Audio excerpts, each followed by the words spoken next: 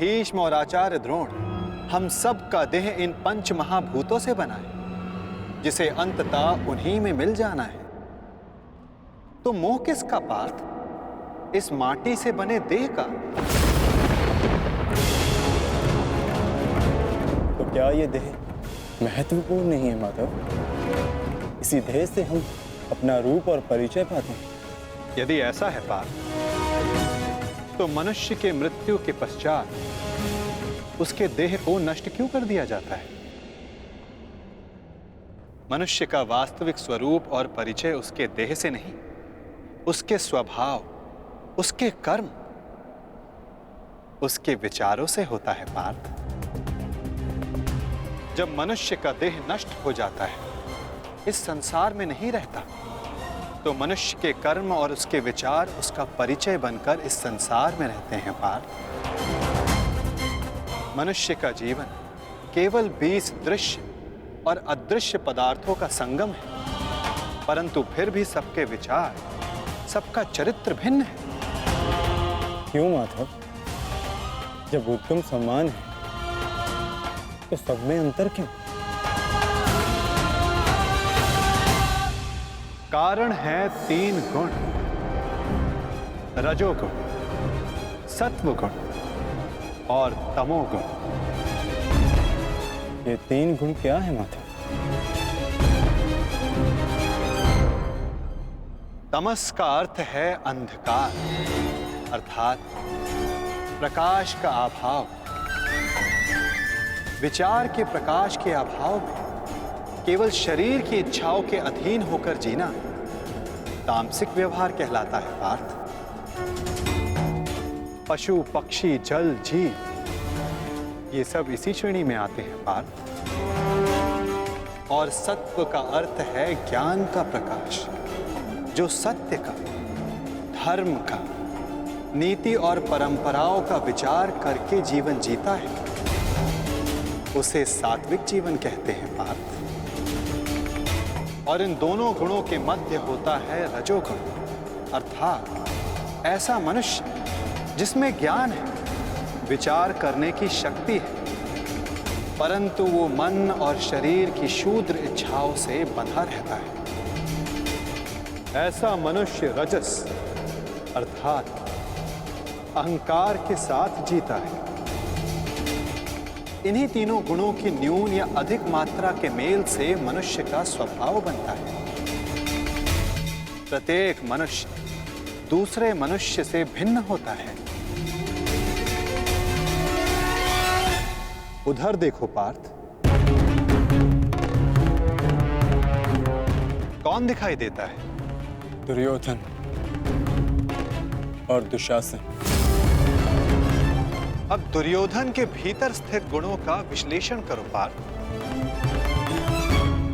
धर्म जानते हैं, परंतु उसका वहन नहीं करते। अहंकार इनके जीवन का केंद्र है, अर्थात तमस की मात्रा न्यून है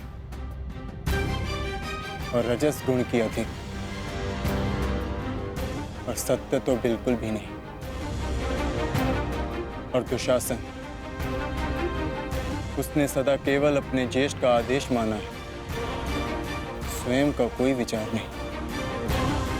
इसलिए उसके मन में केवल तमस गुण है। अब महामहिम को देखो पार्थ, सत्व के साथ तमस के अद्भुत मेल को देखो। उनमें अहंकार नहीं है, परंतु पुरातन परंपरा और प्रण से बंधित है। आवश्यकता पड़ने पर भी परंपरा का त्याग नहीं कर सकते। और उधर आचार्य द्रोण को देखो पार्थ, ज्ञान और अहंकार का संगम। ज्ञान उनको मुक्त करने को आतुर है, परंतु अहंकार उन्हें मुक्त होने नहीं देता।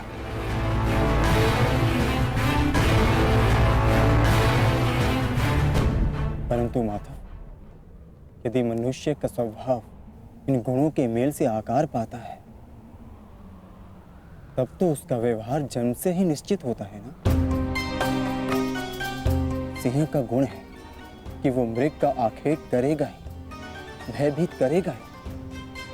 उसी प्रकार मृग का भी गुण है कि उसे सिंह से भयभीत होना ही है। यदि किसी का अपराधी और अधर्मी होना निश्चित है, तो फिर हम क्यों किसी के कर्मों की प्रशंसा करते हैं? क्यों हम किसी को अपराधी मानकर उसे दंड देते हैं? क्या आवश्यकता है किसी के नाश की? क्या आवश्यकता है किसी के प्रतिकार की? उत्तम प्रश्न है पार्थ, परंतु मनुष्य का कर्म जानने से पूर्व यह समझ लेना आवश्यक है कि मनुष्य वास्तव में है क्या। क्या मनुष्य केवल पंच महाभूतों का मेल है? नहीं, मनुष्य केवल पंच महाभूतों का, पंच पदार्थों का, पंच ज्ञान इंद्रियों, पंच कर्मेन इंद्रियों और 3 गुणों का मेल नहीं। इन 23 गुणों के अतिरिक्त भी एक शक्ति है जो मनुष्य को विचार करने की, धर्म और कर्म समझाने की, उसको भिन्न बनाने की शक्ति देती है, और वो शक्ति है चेतना। इन 24 तत्वों का मेल ही प्रकृति है पार्थ। जो मनुष्य योनि नामक यंत्र में वास करती है, पुरुष अर्थात परमात्मा का अंश। जब पुरुष और प्रकृति अर्थात आत्मा और परमात्मा का मेल होता है, तभी जाकर मनुष्य का देह जीवित रहता है। यदि मनुष्य परमात्मा का अंश है, तो फिर ये आत्मा क्या है? इसे कैसे जाना जाए? तुम एक महारथी हो और इस रथ का उपयोग करते हो। उसी प्रकार आत्मा इस शरीर नामक रथ का, इस यंत्र का उपयोग करती है, परंतु आत्मा शरीर नहीं होती। एक रथ के टूट जाने पर जिस प्रकार रथी का नाश नहीं होता, उसी प्रकार शरीर के नष्ट हो जाने पर आत्मा का नाश नहीं होता। नयनम चिंदन्ति शस्त्राणि नयनम दहति पावक न चैनम क्लेद्यन्तापो न शोष्यति मारुता।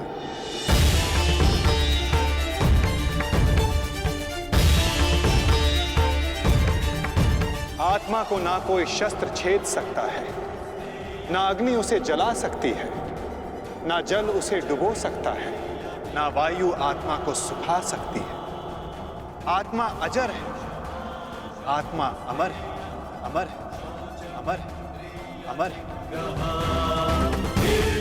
आत्मा शरीर से जुड़े होने के पश्चात भी वो शरीर से अलग है।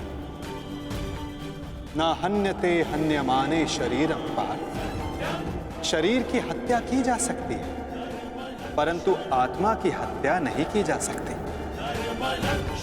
वो अचल है, स्थिर है, वो सनातन है, सर्वव्यापी है।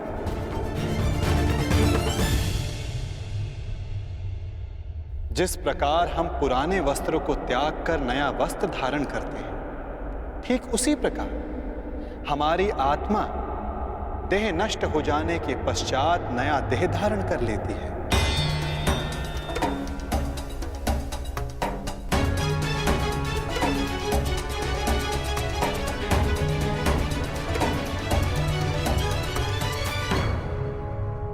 परंतु स्वयं को देह ना जानकर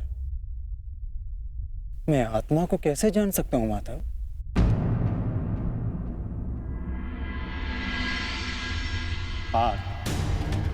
इसमें कुछ असंभव नहीं। एक दृष्टिहीन व्यक्ति संसार को अपनी मन की दृष्टि से देखता है। बोलने में असक्षम व्यक्ति प्रयास करके अपने संकेतों से संसार को समझाता है। जिनके हाथ पांव नहीं होते वो भी पुरुषार्थ करते हैं। तो आत्मा को जानना भी इतना कठिन कार्य नहीं है पार्थ।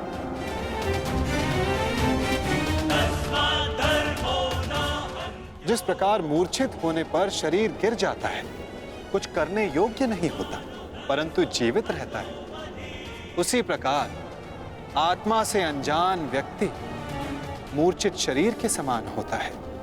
वो जीवित रहता है, परंतु कर्म और धर्म को समझ नहीं पाता है। जो मनुष्य अपने भीतर जाकर उस परमात्मा के अंश की खोज करता है, वो जान जाता है कि वो केवल इंद्रियों का संगम है, केवल ये शरीर नहीं, केवल भाव नहीं, वो स्वयं को आत्मा के रूप में पहचान लेता है।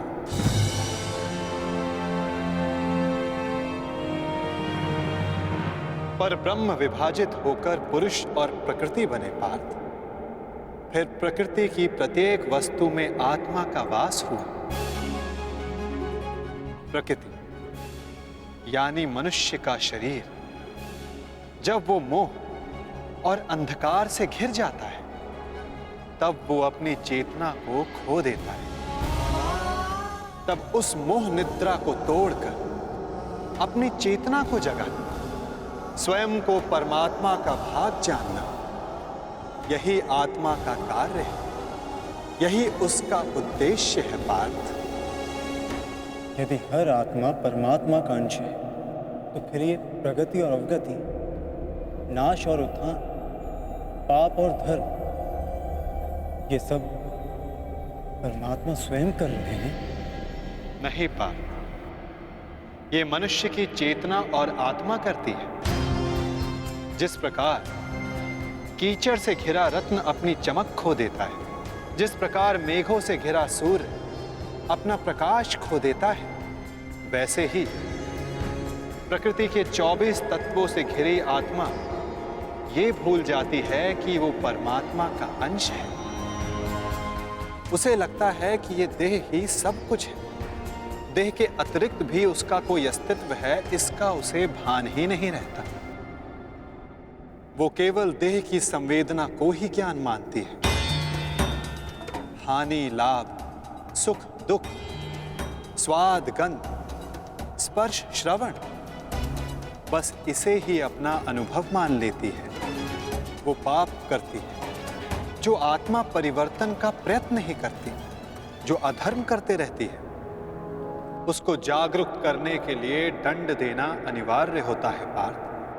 उसके जागरण के लिए युद्ध अनिवार्य होता है।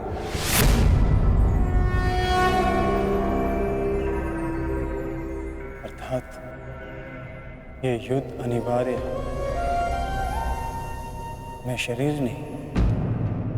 हाँ पार्थ, तुम भी ये शरीर नहीं, तुम भी आत्मा हो। और इस युद्ध भूमि में खड़ा प्रत्येक योद्धा वैसा नहीं जैसा तुम उसे जानते हो। वो सभी आत्माएं हैं, मोह, अहंकार और अंधकार से घिरी हुई। कुछ समय के लिए आत्मा इनके शरीरों में वास कर रही है। शरीर मरेंगे, किंतु सब अमर हैं। अपनी अपनी देह को त्याग कर सब नया शरीर धारण करें, और बार बार तब तक ऐसा होता रहेगा जब तक आत्मा से मोह और अहंकार का आवरण नहीं हट जाता, जब तक वो स्वयं को पवित्र आत्मा, शुद्ध आत्मा के रूप में नहीं जान लेती और अधर्म का त्याग करके धर्म में दृढ़ नहीं हो जाती। उसे एक ना एक दिन अवश्य मरना होगा, और जो मरेगा उसे फिर से जन्म लेना होगा। यही महाज्ञान सांख्य योग है पार्थ।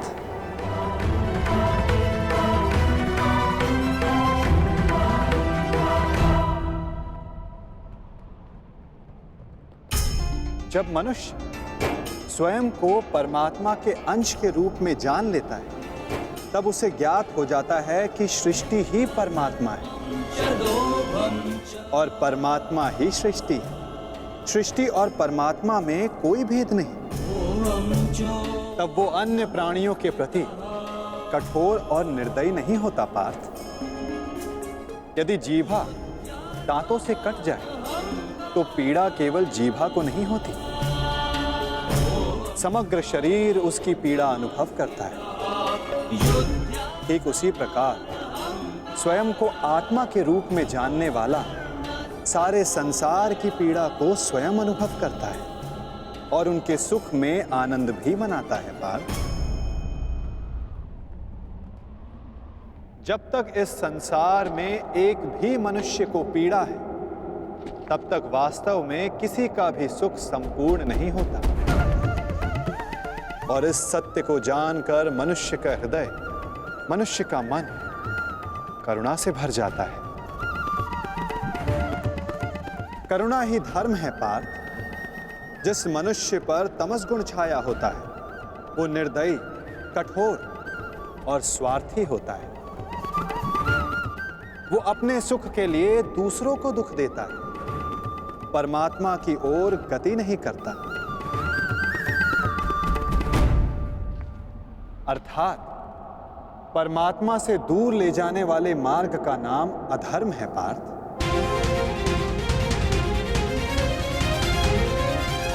अर्थात अधर्म तो अज्ञान का दूसरा नाम है माधव।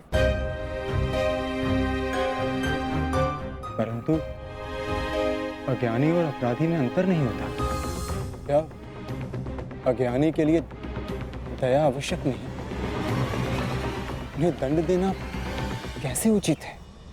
जब एक अज्ञानी ज्ञान का मूल्य जानने को सज्ज ना हो, तो दंड ही समाधान है पार्थ, और दंड ही दया है,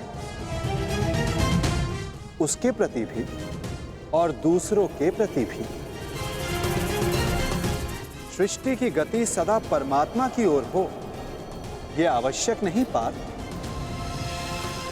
कभी कभी ऐसी स्थिति भी आती है जब अधर्म, मोह और अज्ञान बढ़ जाता है। धर्म के नाश का भय उत्पन्न हो जाता है। यदि संसार से धर्म लुप्त हो जाता है, तो करुणा भी नष्ट हो जाती है, सत्य भी नष्ट हो जाता है।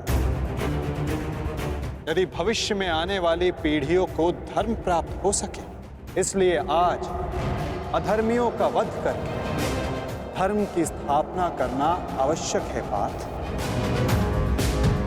और आज तुम्हारे समक्ष ऐसी ही स्थिति है।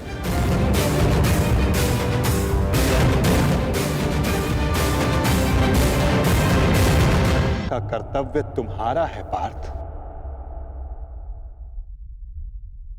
अपनी निर्बलता त्यागो पार्थ और युद्ध के लिए सज्ज हो जाओ।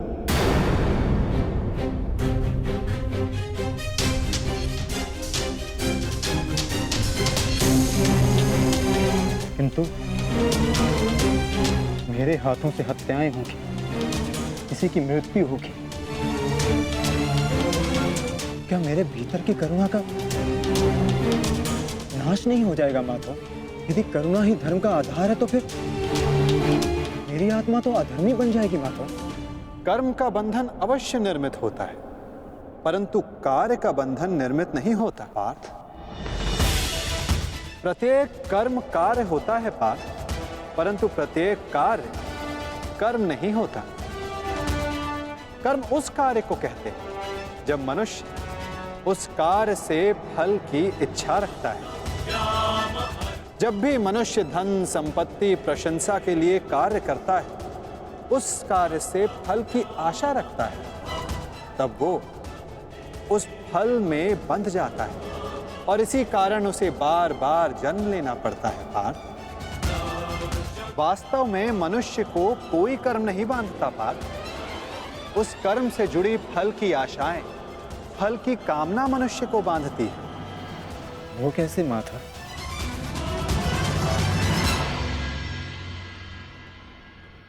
यदि तुम्हें इस युद्ध में विजयी होने की आशा है, तो पराजित होने पर तुम्हें भीषण दुख होगा पार्थ। वो दुख तुमसे कुकर्म करवाएगा और उसके फल के लिए तुम्हें दूसरा जन्म लेना होगा।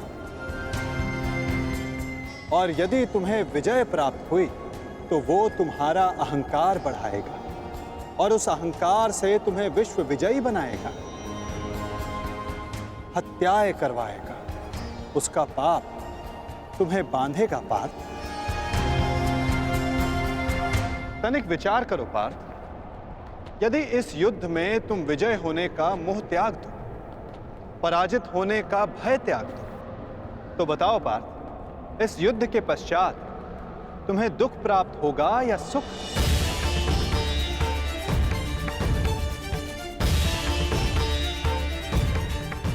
ना सुख ना दुख। अर्थात वास्तव में तुम्हारा सुख दुख, हताशा, अहंकार, ये सब इस युद्ध के कारण नहीं, ये सब इस युद्ध से जुड़ी तुम्हारी आशाओं के कारण है पार्थ। क्या ये सत्य नहीं? सुख दुखे समे कृत्वा लाभा लाभा जया जय ततो युद्धाय युजस्व नैवं पापम वयाप्स्यसि।